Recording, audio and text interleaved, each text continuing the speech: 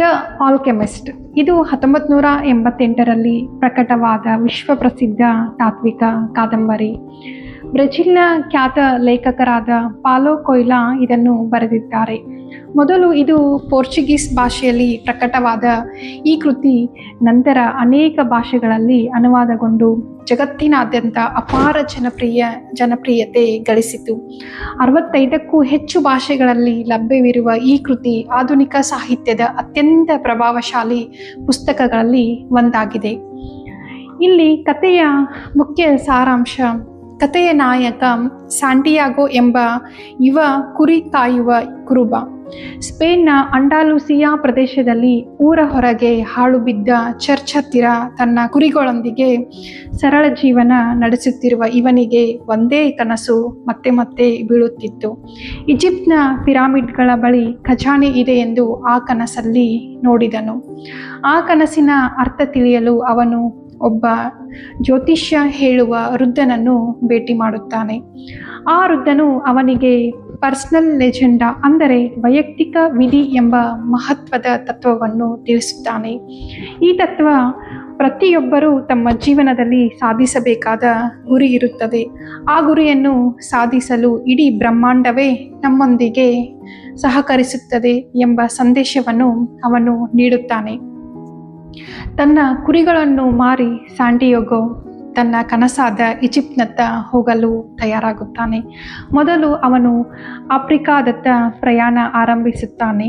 ಟ್ಯಾಂಜಿಯಾರಾ ನಗರದಲ್ಲಿ ಅವನು ಮೋಸಕ್ಕೆ ಒಳಗಾಗುತ್ತಾನೆ. ತನ್ನ ಎಲ್ಲವನ್ನೂ ಕಳೆದುಕೊಂಡ ಸ್ಯಾಂಟಿಯಾಗೋ ಒಂದು ಕ್ರಿಸ್ಟಲ್ ಅಂಗಡಿಯಲ್ಲಿ ಕೆಲಸ ಮಾಡುತ್ತಾ ಸಹನೆ, ವಿಶ್ವಾಸ ಮತ್ತು ದೃಢತೆಯನ್ನು ಕಲಿಯುತ್ತಾನೆ. ಅಲ್ಲಿಂದ ಮುಂದೆ ಮರುಭೂಮಿಯನ್ನು ದಾಟುವಾಗ ಅವನು ಹಲವು ಪಾಠಗಳನ್ನು ಕಲಿಯುತ್ತಾನೆ. ಪ್ರಕೃತಿಯ ಪ್ರತಿಯೊಂದು ವಸ್ತುವು ಒಂದೇ ಆತ್ಮದಿಂದ ಜೋಡಿಸಲಾಗಿದೆ ಎಂದು ಅವನು ಅರಿಯುತ್ತಾನೆ. ಈ ಪಯಣದ ಮಧ್ಯೆ ಫಾತಿಮಾ ಎಂಬ ಯುವತಿಯನ್ನು ಪ್ರೀತಿಸುತ್ತಾನೆ. ಅವಳೊಂದಿಗೆ ಮದುವೆಯಾಗಿ ಅಲ್ಲೇ ಇರಲು ನಿರ್ಧರಿಸುತ್ತಾನೆ. ಆದರೆ ಅವಳು ನಿನ್ನ ಗುರಿಯತ್ತ ಸಾಗು ಎಂದು ಉತ್ತೇಜನ ನೀಡುತ್ತಾಳೆ. ಪಯಣದ ಕೊನೆಯಲ್ಲಿ ಅವನು ರಾಸಾಯನ ಶಾಸ್ತ್ರಜ್ಞನನ್ನು ಅಂದರೆ ಆಲ್ಕೆಮಿಸ್ಟ್ ಅನ್ನು ಭೇಟಿಯಾಗುತ್ತಾನೆ. ಅವನು ಸ್ಯಾಂಟಿಯಾಗೋಗೆ ಹೃದಯದ ಧ್ವನಿಯನ್ನು ಕೇಳುವ ಮಹತ್ವವನ್ನು ಕಲಿಸುತ್ತಾನೆ. ನಿನ್ನ ಒಳ ಮನಸ್ಸು ಏನು ಹೇಳುತ್ತದೆ ಎಂದು ಶಾಂತವಾಗಿ ಕುಳಿತುಕೊಳ್ಳುವ ಕಲೆ ಇರಬೇಕು. ಅದೇ ನಿಜವಾದ ಧ್ವನಿ ಎಂದು ಅರಿಯುತ್ತಾನೆ. ಅನೇಕ ಸಂಕಟಗಳನ್ನು ಎದುರಿಸಿ ನಂತರ ಸ್ಯಾಂಟಿಯಾಗೋ ಪಿರಾಮಿಡ್ಗಳ ಬಳಿ ತಲುಪುತ್ತಾನೆ. ಭವ್ಯವಾಗಿ ನಿಂತ ಪಿರಾಮಿಡ್ಗಳನ್ನು ನೋಡುತ್ತಾನೆ. ನಿಧಿ ಹುಡುಕುತ್ತಾನೆ. ಆದರೆ ಅಲ್ಲಿ ಖಜಾನೆ ಸಿಗುವುದಿಲ್ಲ. ಕೊನೆಗೆ ಅವನಿಗೆ ತಿಳಿಯುವುದು, ಅವನು ಆಶ್ರಯ ಪಡೆದ ಹಾಳು ಬಿದ್ದ ಚರ್ಚ್ನಲ್ಲಿ ಖಜಾನೆ ಅಡಗಿದೆ ಎಂದು ಅರಿಯುತ್ತಾನೆ. ಈ ಪುಸ್ತಕದ ಪ್ರಮುಖ ತತ್ವಗಳು: ವೈಯಕ್ತಿಕ ವಿಧಿ ಅಂದರೆ ಪರ್ಸನಲ್ ಲೆಜೆಂಡಾ. ಪ್ರತಿಯೊಬ್ಬರಿಗೂ ಒಂದು ಗುರಿ ಅಥವಾ ಕನಸು ಇರುತ್ತದೆ. ಅದನ್ನು ಅನುಸರಿಸುವುದೇ ಜೀವನದ ನಿಜವಾದ ಅರ್ಥ. ನಂಬಿಕೆ ಮತ್ತು ಧೈರ್ಯ.